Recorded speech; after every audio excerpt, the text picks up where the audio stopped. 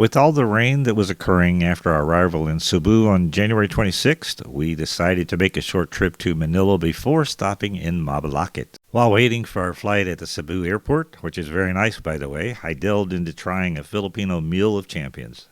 That's right, hot dogs with rice. It was actually very good. Well, we're at the Okada Mall, Okada Casino. Just came from the Mall of Asia. Supposed to be the biggest one in Asia. My God, it was crowded today on Sunday. So anyway, we're going to check out the casino. Say bye, honey. Say bye, honey.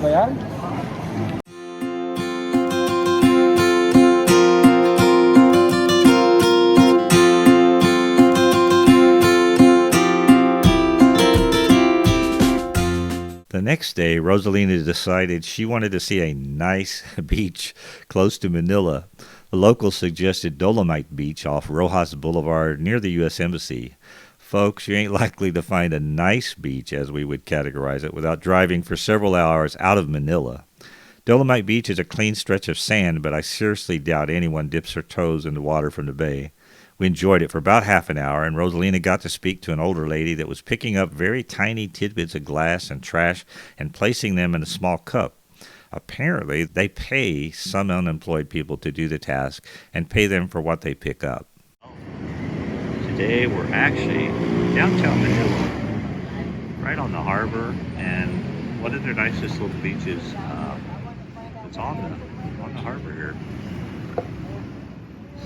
People are real friendly. I had to laugh at Rosalina because she bought our hats. Tried to bargain him, and then she gave him extra money after she bargained him down. Out of character for Rosalina. Rosalina decided she wanted to see more of the higher end of Manila, so I suggested we take a taxi to Bonifacio Global City, commonly referred to as BGC. What I didn't know was that it was still rush hour, and BGC is basically on the other side of the city. I knew we were going to see some sights when the taxi driver insisted we make sure our doors were locked. Yes, we basically went through some of the better slums of Manila to get to where the rich people live. The driver was a good sport about it, though, and we certainly gave him a well-deserved good tip. Upon arriving in BGC, the first and easiest place to disembark was at the Veterans Military Cemetery that is managed by the United States and Philippines. Well, we're at the Filipino American Cemetery in Bonifacio Global City, and it's gorgeous. It's a beautiful facility, lots of graves back behind us here. So we'll walk around a bit. There's a story about Rosalina on this one, but I'll tell it to you later in another video. It's kind of fun.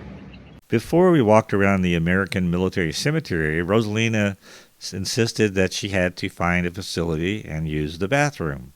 She asked some landscapers where it was, and they pointed to a location. However, she accidentally used a private bathroom in one of the landscapers' tiny work homes.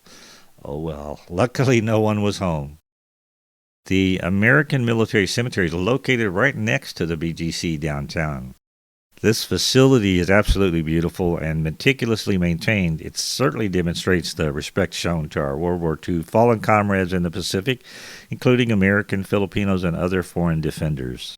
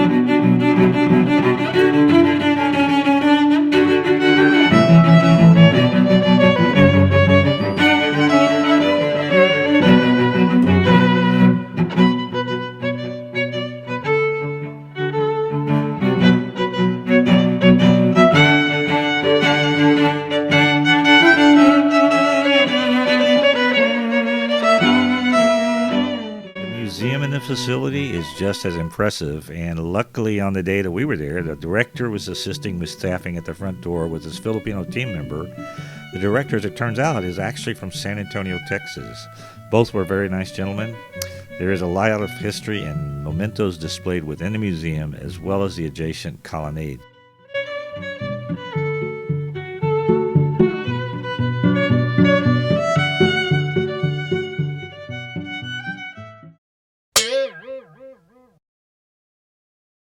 On the last day, we decided to have breakfast at a nearby McDonald's and take a walk around the neighborhood near our hotel. Of course, Rosalina noticed a car dealer and wanted to check the small vehicles. For the types shown, you can likely purchase one in the Philippines from around $15,000 to $20,000. There are very few that you might get a little cheaper, but there's a huge amount of construction where this part of Asiana City is being developed as a business and tourist hub within sight of 2 casinos and very near the Mall of Asia and many other interests. Now it was time for us to fly to Clark International Airport in Angeles City and very near Rosalina's hometown of Mabalacat. In fact, if you leave Clark at the Mabalacat gate, her house is only a few blocks from there. Actually, it's directly under the flight path of aircraft. Luckily, they're quieter than planes from the 1970s, and they're at an altitude that lessens the noise. Of course, all bets are off when the Filipino Americans fly their fighter jets out of Clark. I'll have several more videos coming up on our trip to the Philippines in March and April of this year. So if you'd like to see them and get notified with them, go ahead and subscribe to my channel and click on the notify button as well. Thank you.